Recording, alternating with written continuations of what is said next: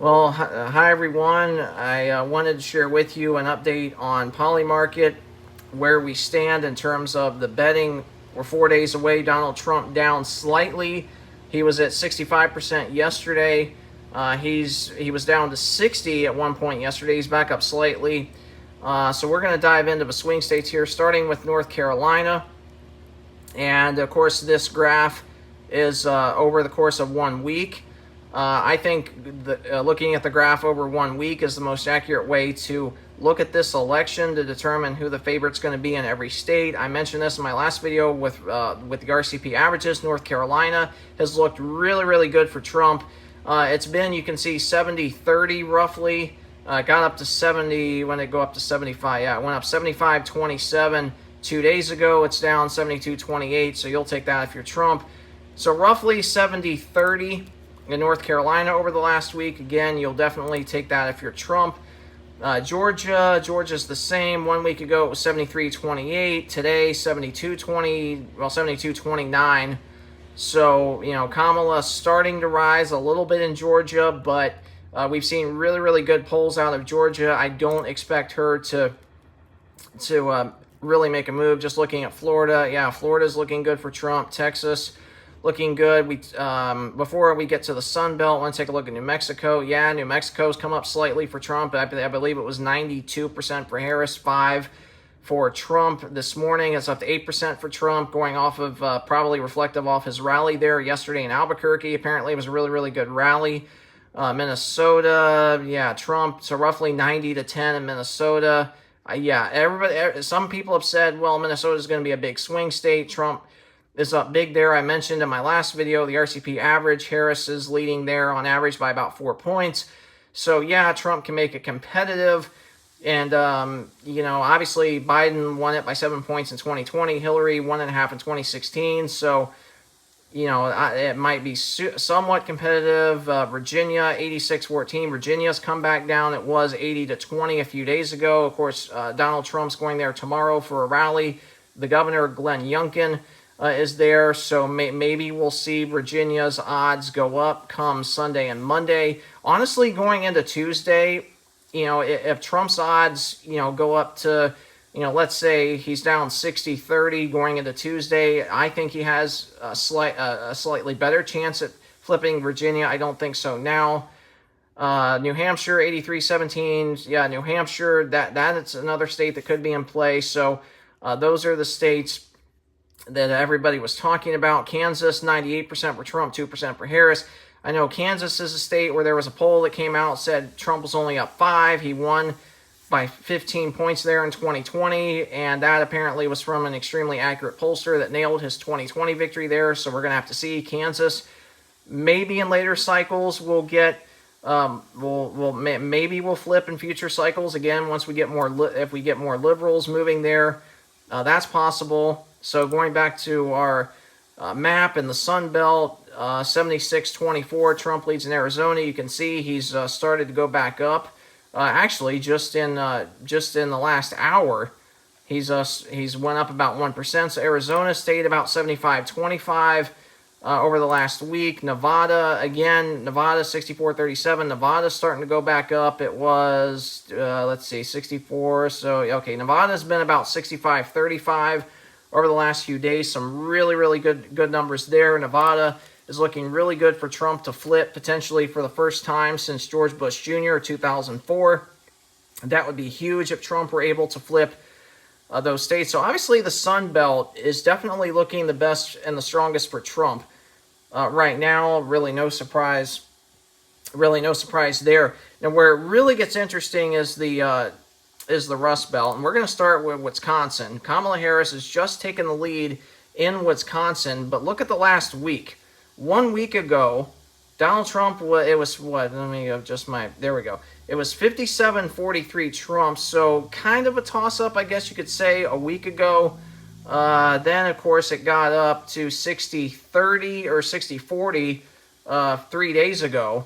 And then we got some liberal polls out of Wisconsin. We had a CNN poll, Harris +6. I think that's complete nonsense. There's just no way that Harris is winning Wisconsin by that much. And then we saw, ever since yesterday, the lead just really, really shrink. And then it went on. So yeah, Wisconsin definitely has flipped. It's still a toss-up.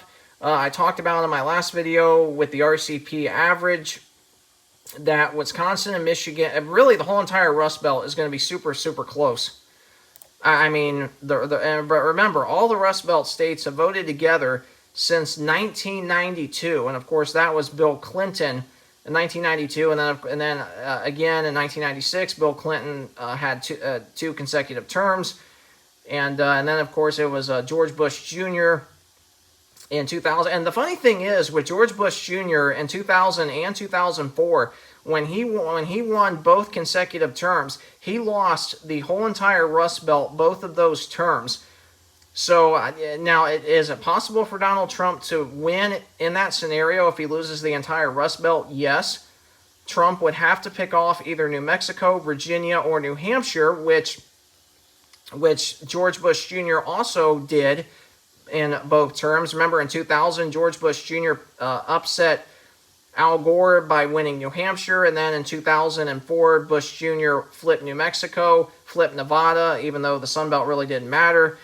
But the big states Bush Jr. flipped off in 2004 were Virginia and New Mexico. Now, had Bush Jr. lost both of those states, John Kerry the Democratic nominee then, would have been elected. So I looked at Wisconsin. Now let's look at Michigan. Michigan has, boy, holy cow. Look at that.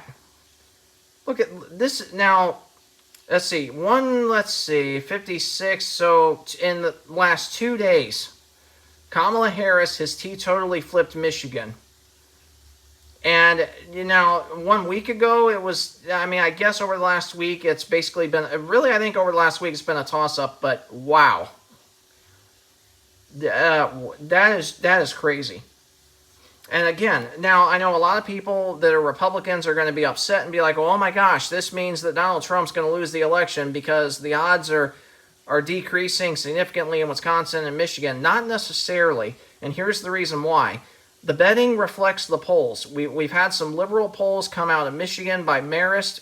They were extremely liberal in 2020.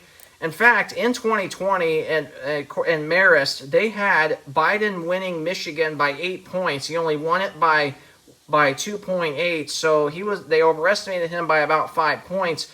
So Harris +2 by Marist in Michigan. Now, if we have the same amount of polling error, then also in 2020, Trump would be on pace to win Michigan by 2 points, which I think is definitely reasonable. So, everybody, I know some of y'all might be panicking. I understand that, but, let's not do that. We still got 4 days to go. And again, like I mentioned in my last video, I'm not trying to be biased toward either candidate, but this is an extremely important election. We need to vote. And we need to vote Trump to save our country. And again, that's not me being biased whatsoever. You can see in the last week in Pennsylvania, so 62, so it's roughly been 60-40. And then 2 days ago, it was 60, it was roughly about 60-40. And yeah, Harris has really started to close the gap in Pennsylvania. And again, this is because of Marist releasing a Pennsylvania poll, Harris +2. And so obviously that affects it as well. But again, Harris +2, Pennsylvania. In Pennsylvania in 2020, they had Biden winning Pennsylvania by, I believe, 5, and he only won it by 1.2. So, 3-point margin of error, Trump wins Pennsylvania by 1 point.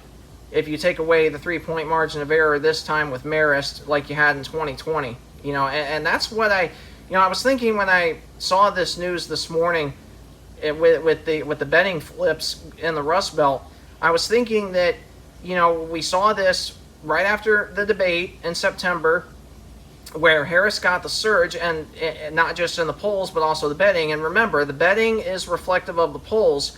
And I was thinking this morning that liberals are doing the same exact thing that they did, a month and a half, 2 months ago, or not quite 2 months ago, actually, yeah, so a month and a half ago, liberals, they did the same thing. Oh, Harris is going to get a big surge because we're going to release, liberal polls that show she's winning by a lot more than what actually is happening. And I was thinking they're going to probably do that a couple of days before the election to try and flip the betting in their favor for Harris being the favorite, and then everybody's going to say Harris is the favorite, and then all the liberals are going to be shocked when Trump wins in an upset. It would not surprise me if that scenario happens. We all hope that it does not. We all hope that it stays roughly 60-40 over the next 3.5 days.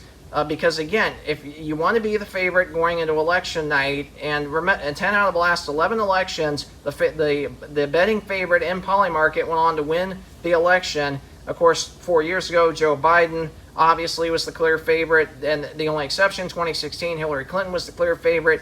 She, of course, we all know what happened. She lost to Trump, and then, of course, before that, Barack Obama, 2008, 2012, clear betting favorite then. George Bush Jr., 2000 and 2004, clear favorite there. And then, of course, Bill Clinton, 1992 and 1996, the clear betting favorite there as well. So that's the updated polls. You can see Harris now 65-35 to win the popular vote. Yeah, I guess I could see that scenario happening, because remember, she can win the popular vote by she can win the popular vote by about 1.5 or 2 on the nose, and Trump can still win the electoral map and therefore the election. So again, that's something else people get upset about. They're like, oh my gosh, if Harris wins the popular vote, then we're all doomed. Well, not necessarily. She can win the popular vote by 1, 1.5, even up to 2 points, and Trump still win the election. Now, obviously, if you're Trump, you want to keep it roughly 0.5 point to 1 point for Harris in the popular vote. And then if that happens going into election night, I'd feel really, really good if I was Trump. And, of course, you can see the balance of power. Still lean Republican. The Senate, 83% likely Republican. No surprise there. The House, toss-up, and the Republican sweep down to 41%. But D-Prez, meaning President, R, Senate, D, House, odds are up to about 20. What are they up to? 26%. So they're up slightly. Well, okay, they're down to 25. They were at 26. So roughly 40-25 for that. I definitely can see that. In terms of the Senate, yeah, the Senate's definitely going to be Republican. No doubt about that. In fact, we can look real quickly at the Senate map. Yeah. You can see Bernie Moreno's come down slightly. So it's back to 60-40. It was 63-37. Texas, definitely going to be Ted Cruz. Florida, definitely going to be Rick Scott. Montana, definitely going to be Tim Sheehy. Nebraska, definitely going to be Deb Fischer. We had an updated poll come out earlier. Fischer was up by 7.7 over Osborne. So that's definitely important for Republicans. I know the betting's going to say Michigan, Pennsylvania, Wisconsin is leaning Dem.